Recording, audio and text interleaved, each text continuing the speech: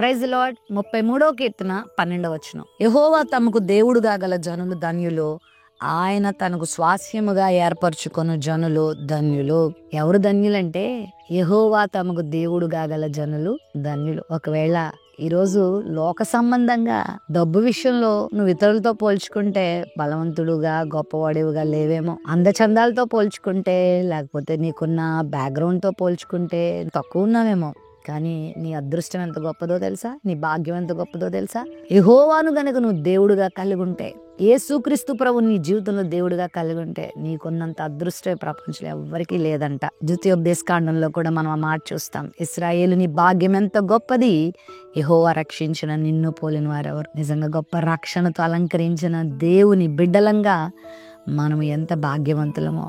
మరి లోకంలో ఎవరైనా నిన్ను చీప్గా చూస్తున్నారా, చులకనగా చూస్తున్నారా? దేవుని నమ్ముకున్నానని, యేసుక్రీస్తును అనుసరిస్తున్నావని, యేసుక్రీస్తు ప్రభువుని కలిగి ఉన్నావని నిన్ను ఎవరైనా చులకనగా చూస్తున్నారా? నిన్ను హేళన చేస్తున్నారా? నిన్ను ప్రక్కన పెడుతున్నారా? నిన్ను అవమానపరుస్తున్నారా? నిన్ను తృణీకరిస్తున్నారా? అయితే నువ్వు ఎంత సంతోషించాలో తెలుసా?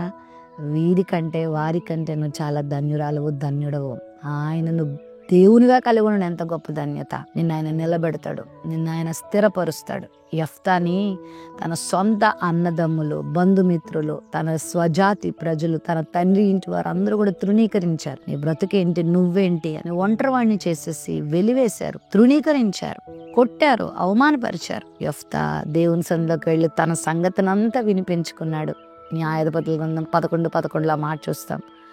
దేవునికి తను అప్పగించుకున్నప్పుడు ఏ యెఫ్తానైతే వాళ్ళు తృణీకరించారో ఆ యెఫ్తానే వాళ్ళు నెత్తి మీద పెట్టుకుని మోసుకుని వెళ్ళి వాళ్ళకి న్యాయాధిపతిగా చేసుకునేలా దేవుడు చేశాడు. అమ్మోనీలతో యుద్ధమాడి వారికి విజయాన్ని ఇవ్వడానికి ఒక పాత్రగా దేవుడు వాడుకున్నాడు. నిన్ను కూడా దేవుడు ఆ విధంగా చేస్తాడు. నీ కాలేజ్లో, నీ ఇంటిలో, నీ సంఘంలో, నీ ఉద్యోగం చేసే స్థలంలో, నీ బంధువుల మధ్యలో, నీ వీధిలో, నీ ఊరిలో, నీ ప్రాంతంలో తృణీకరించబడుతున్నావేమో. ఒక రోజు రాబోతా ఉంది నీ దేవుని యొక్క గొప్పతనం నీ ద్వారా దేవుడు చూపించబోతున్నాడు. ఎందుకంటే ఆయనను దేవుడుగా కలిగిన మనము ధన్యులం.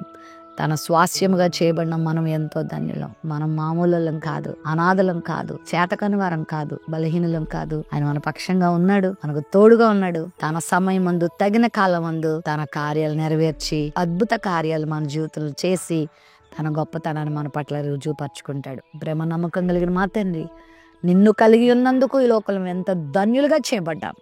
ఓ దేవా, రాజు యొక్క బిడ్డలం మేము, రాజబిడ్డలం మేము నాయనా, పరలోక పౌరులం మేము నాయన. మరి నిన్ను కలిగి ఉండి నీ ఆశీర్వాదాలన్నీ పొందుకొని లోకానికి నీ గొప్పతనాన్ని చూపించడానికి మమ్మల్ని వాడుకోమని యేసు నామములో ప్రార్థిస్తున్నాం తండ్రి. ఆమేన్.